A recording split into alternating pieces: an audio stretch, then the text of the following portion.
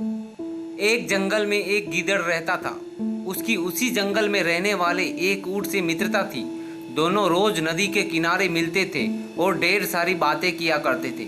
एक दिन गीदड़ को कहीं से पता चला कि नदी पार स्थित एक खेत में लगे तरबूज पक चुके हैं। तो गीदड़ के मुंह में पानी आ गया, लेकिन वह नदी पार नहीं कर सकता था।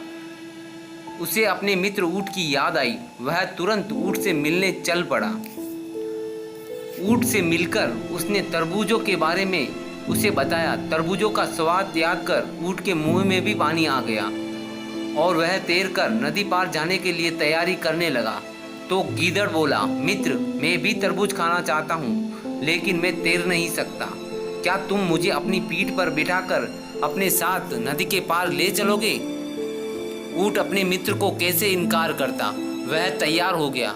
उसने गीदड़ को अपनी पीठ पर बिठाया और नदी में तैरने लगा।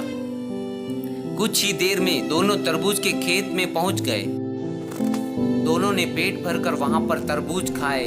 जब गीदड़ का पेट भर गया तो गीदड़ तेज तेज आवाज में गुर्राने लगा। ऊंट ने उसे शांत करने की बहुत कोशिश की, लेकिन वह नहीं माना। उधर उसकी आवाज़ से खेत के मालिक आ गया और वह लाठी लेकर दौड़ता हुआ खेत में पहुंचा।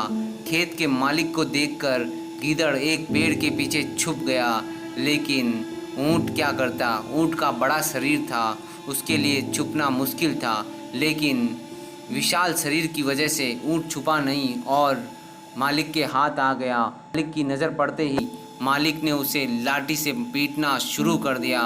लाठी से बहुत पीटा और खेत से पीटते पीटते खेत से बाहर निकाल दिया।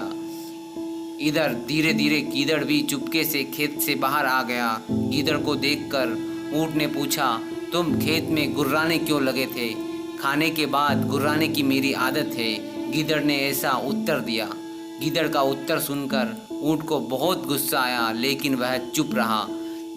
दोनों जंगल में लौटने लगे। ऊंट नदी में तैर रहा था और गीदड़ मजे से उसकी पीठ पर बैठा हुआ था।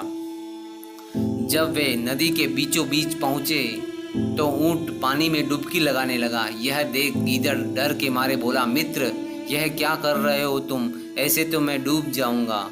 मुझे खाने के बाद पानी में ऐसे ही डुबकी लगाने की आदत है। ऊंट ने ऐसा उत्तर दिया और फिर पानी में डुबकी लगा ली। गीदड़ बड़ी मुश्किल से अपनी जान बचा पाया और उसे अपने किए का सबक भी मिल चुका था। तो दोस्तों, कहानी से हमें यही सीख मिलती है कि जैसे के साथ तैसा होना ही है, जैसी करनी वैसी भरनी। धन्यवाद दोस्तों।